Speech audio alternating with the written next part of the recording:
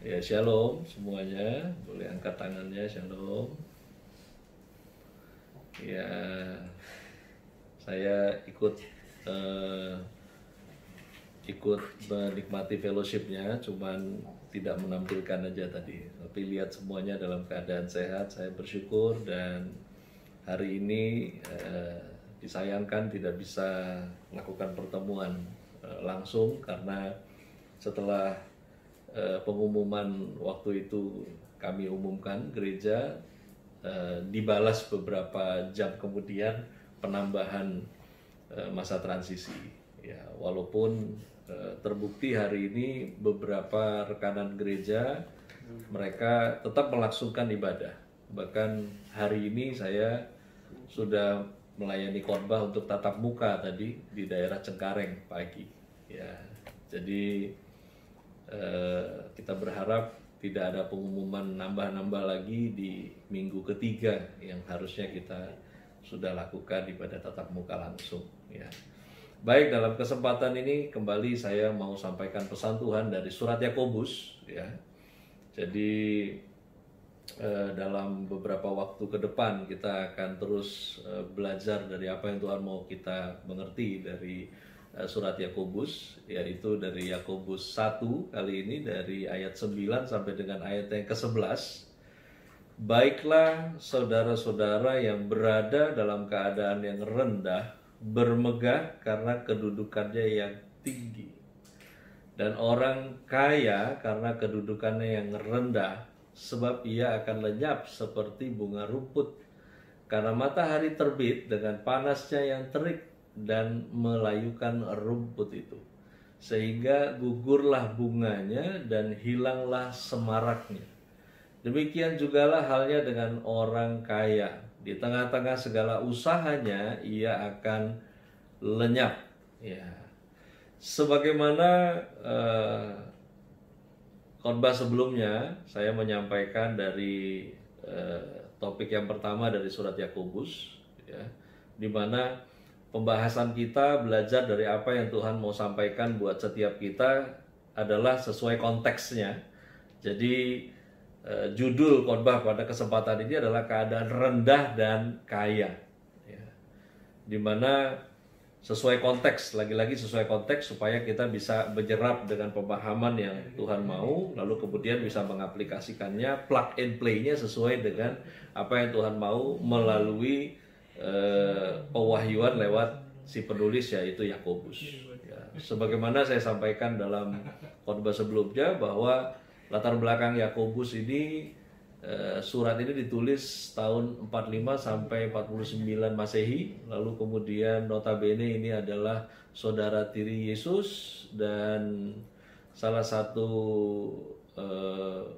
gembala yang mana pada masa itu lebih banyak menyoroti urusan kemanusiaan dan sosial.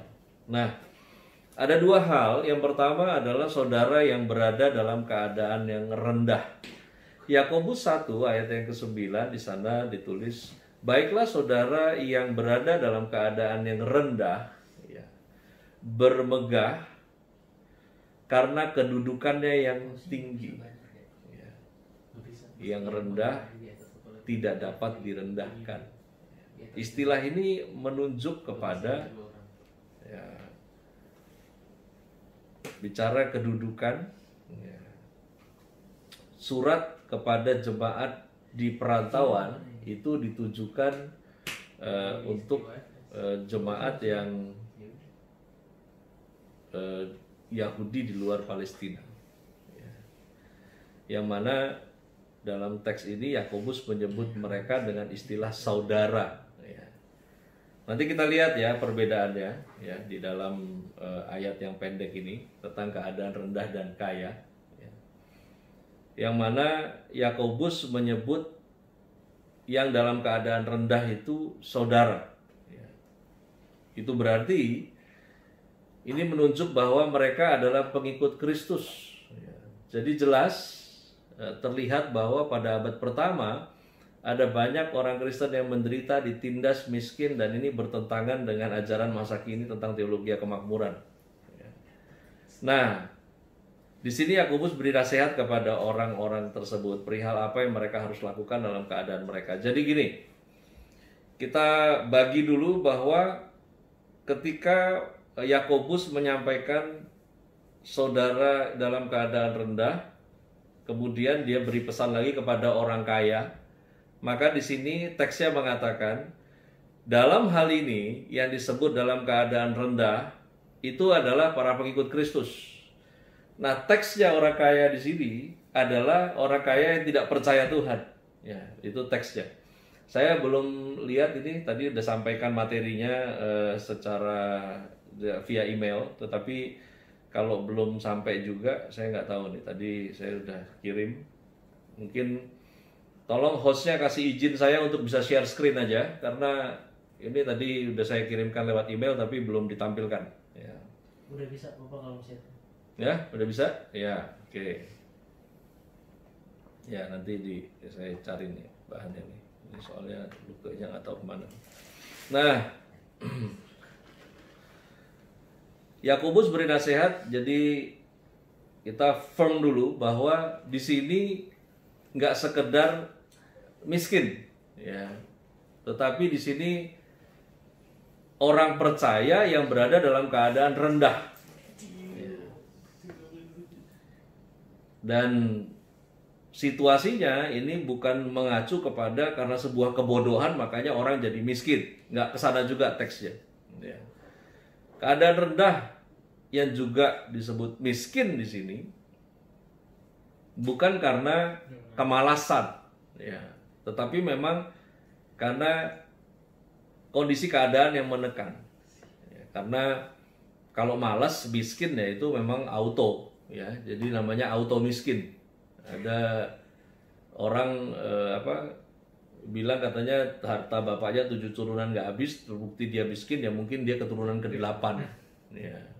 Nah, istilah di sini disebut orang miskin bukan bicara seluruh, tetapi dalam konteks ini adalah orang percaya yang pada masa itu notabene Yahudi kemudian berada di luar Palestina. Nah, ini pesan juga buat kita yang orang percaya pada masa kini, bagaimana kita mesti bersikap yang mana berada pada posisi yang serupa. Nah, ada nasihat yang diberikan kepada orang-orang tersebut. Dan pesan ini menjadi firman juga buat kita, perihal apa yang harus dilakukan dalam keadaan tersebut. Yang pertama adalah bermegah, yang kedua adalah melihat keadaan secara rohani.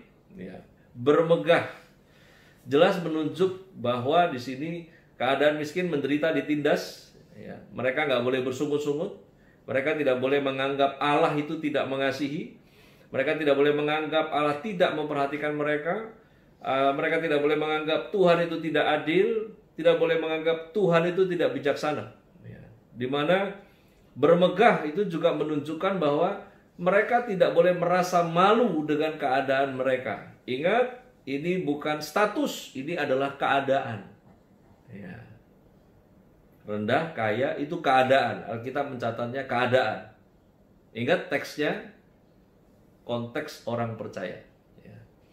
Memang zaman sekarang ada banyak ajaran yang katakan bahwa kalau Kristen sakit, orang Kristen miskin itu bikin malu Tuhan. Ya. Siapa bilang Tuhan tidak malu kok. Ya.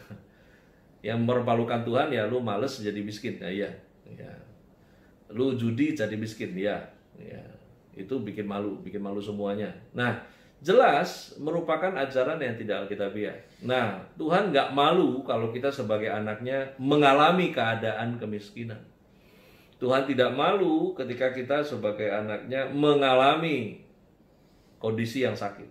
Sebaliknya Tuhan malah bangga mempunyai anak yang dalam keadaan miskin, sakit, tapi tetap bisa mengasihi Tuhan dan setia kepada Dia. Nah, yang membuat malu adalah kalau kita yang memang berbuat sesuatu yang akhirnya menjadikan kita mengalami keadaan tersebut.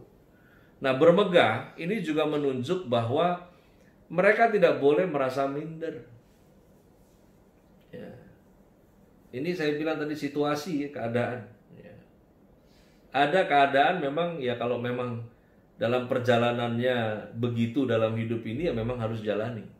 Karena kehidupan mengikut Tuhan itu kan perjalanan, bukan pelarian. Ya. Berapa waktu ini kan kita menyaksikan lah, memang media ini kadang-kadang memberi informasi juga, tapi memberi kecaman juga iya gitu, campur aduk. Ya. Yang satu baru keluar penjara, masuk dalam pelayanan, lalu kemudian kesaksiannya diambil di berbagai gereja.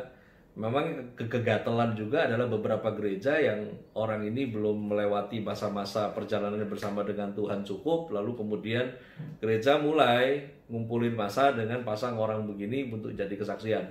Ya, nggak lama akhirnya berbuat jahat lagi, lalu kemudian ditangkap, nah tinggal media yang kemudian ngompor-ngomporin lagi, ya, balikin lagi, ya, katanya udah tobat, katanya udah. Saudara, pertobatan adalah sebuah perjalanan dan nggak mudah untuk orang yang tidak menjalani hidup yang seperti dia pada masa lalu, nggak mudah. Ya, karena itu bicara keadaan menjadi miskin, gimana Pak Pendeta keadaan? Oh iya, dia jujur, diizinkan Tuhan ditipu orang, lalu kemudian kalau mau kaya mendadak ya balik lagi untuk balas mencuri.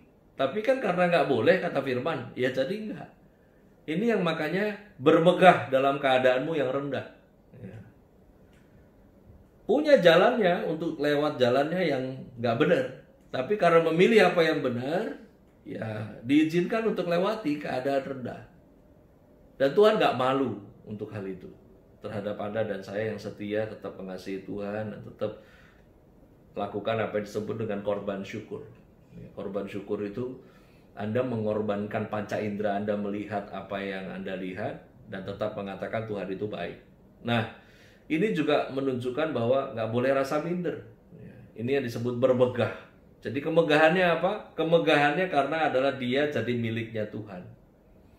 Nah, lalu kemudian yang kedua adalah melihat keadaan secara rohani. Nah, biasanya mata kita diarahkan pada segala sesuatu yang bersifat apa yang kelihatan. Ini yang memang seringkali bertentangan dengan iman, di mana iman seringkali versus panca indera. Ya. Di mana kita menilai, kita menghitung berdasarkan apa yang bisa kita lihat, apa yang bisa kita rasa. Ya. Nah, sementara iman adalah bukti dari apa yang Tuhan janji, dari apa yang Tuhan perintah dari firman, sehingga ketika Anda melakukannya, Anda mendapat bagian dari firman itu. Karena mata ini seringkali diarahkan pada segala sesuatu yang bersifat jasmani. Ya. Ini yang buat kita seringkali gak bisa bermegah dan bersuka cita di dalam keadaan rendah. Ya. Rumahnya kecil, ya. Lihat bentuk wajah, lihat bentuk badan, lihat otak tidak terlalu cerdas, ya. Lihat kesehatan yang nggak terlalu baik, lihat dompetnya yang kosong, ya. Menjadi sedih, menjadi kecewa, menjadi malu. Ya. Kita ini anak Allah, saudara. Ya. Saya nggak mau kuatkan Anda secara motivasi. Saya mau kita menjadi kuat secara doktrin. Ya. Motivator bilang apa? Motivator di mimbar bilang kita masih punya Tuhan. Ya. Tapi dari sini saya mau sampaikan bukan kita masih punya Tuhan, tapi kita ini miliknya Tuhan. Ya. Kalau kita punya Tuhan itu kurang ajar namanya. Ya. Tapi kita ini miliknya Tuhan. Kalau Anda dan saya aja paham untuk jaga apa yang Anda punya dipercayakan padamu, apalagi Tuhan yang memilikimu. Nah, lalu kemudian yang berikutnya, yang kedua, dari Yakobus 1 ayat 10 sampai 11. Dan orang kaya, di sini nggak disebutkan saudara lagi. Dan orang kaya karena kedudukannya yang rendah, sebab ia akan lenyap seperti bunga rumput. Karena matahari terbit dengan panasnya yang terik dan melayukan rumput itu, sehingga gugurlah bunganya dan hilanglah semaraknya. Demikianlah juga halnya dengan orang kaya, di tengah-tengah segala usahanya ia akan lenyap. Ada beberapa hal yang bisa dipelajari tentang orang kaya di sini. Ya. Yang pertama adalah mereka di sini sesuai teks adalah bukan pengikut Kristus. Ya. Di dalam surat Yakobus, si orang kaya yang lagi dibahas bukan pengikut Kristus. Di mana Yakobus menyebut orang miskin itu sebagai sebutan saudara, nah sementara tidak ada sebutan saudara untuk si orang kaya tersebut. Nah, sering ada pemahaman bahwa kita menggunakan istilah terhadap orang-orang yang demikian. Ini sesuai konteksnya, pembicaraannya yang tidak bersifat rohani. Yang saya mau sampaikan adalah di ayat 10 sampai 11 mengatakan bahwa orang kaya tersebut punya kedudukan yang rendah secara rohani. Ya, kemudian ini menunjuk bahwa mereka bukan pengikut Kristus, mereka bukan milik Allah, dan mengatakan bahwa orang kaya tersebut akan lenyap. Ini lagi menunjukkan bahwa mereka binasa. Nah, yang berikutnya adalah nasib orang kaya di teks tersebut yang tidak percaya. Mereka akan lenyap seperti rumput atau seperti bunga rumput. Saudara, latar belakang perumpamaan ini adalah dari Palestina situasinya pada masa itu. Kalau hujan, maka rumput tumbuh dengan cepat, bahkan mengeluarkan bunga rumput. Tapi ini tidak bertahan lama, karena kalau siang matahari begitu terik, angin tenggara dari padang pasir begitu panas sehingga membunuh mereka dalam satu hari yang sama. Ini adalah gambaran nasib orang kaya yang tidak mengikut Kristus. Sekarang mereka jaya, kelihatan hebat, tapi itu tidak akan berlangsung lama. Karena ini saya mau sampaikan juga, untuk kamu menjadi kaya, kamu gak perlu ikut Yesus. Tapi binasalah mereka yang menjadi kaya dan tidak mengikut Yesus.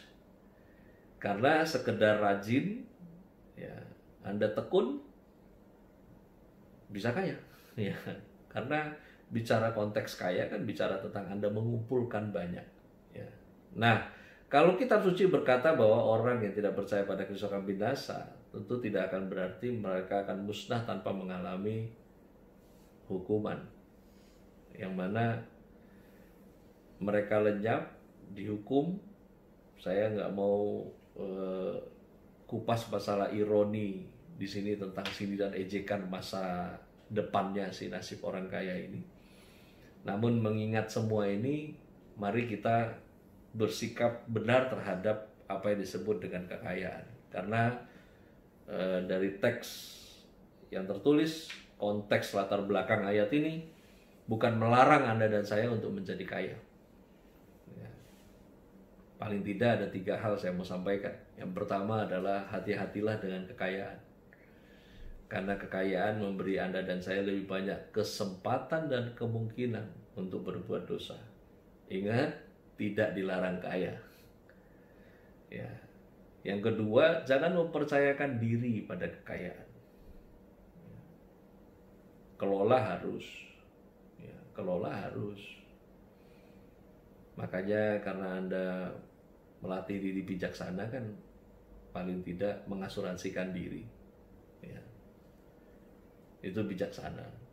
Walaupun dalam kebijaksanaan itu tidak pasti bahwa yang menangani asuransi diri Anda tidak akan bangkrut. Ya, jadi jangan senang dulu. Ya. Yang pasti jangan percayakan diri pada kekayaan. Karena nyambungin napas ada batasnya. Lalu kemudian yang ketiga, pikirkanlah kesementaraan, kefanaan dari kekayaan. Ya, sekali lagi, tidak ada dilarang kaya. Tapi ingat, mari penuhi panggilan kita. Anda dan saya gak dipanggil Tuhan untuk menjadi kaya. Kita dipanggil Tuhan untuk jadi berkat. Dan untuk jadi berkat, mari kerjakan hal-hal yang Tuhan bless dalam hidup ini. Sesuai dengan apa yang Tuhan boleh, sesuai dengan apa yang Tuhan mau. Miskin, kaya, teks Alkitab mengatakan tidak lebih dari sebuah keadaan. Karena itu, mari fokus pada kekekalan. Ingat, dipanggil untuk menjadi berkat. Bukan sekedar untuk diberkati. Tuhan Yesus memberkati.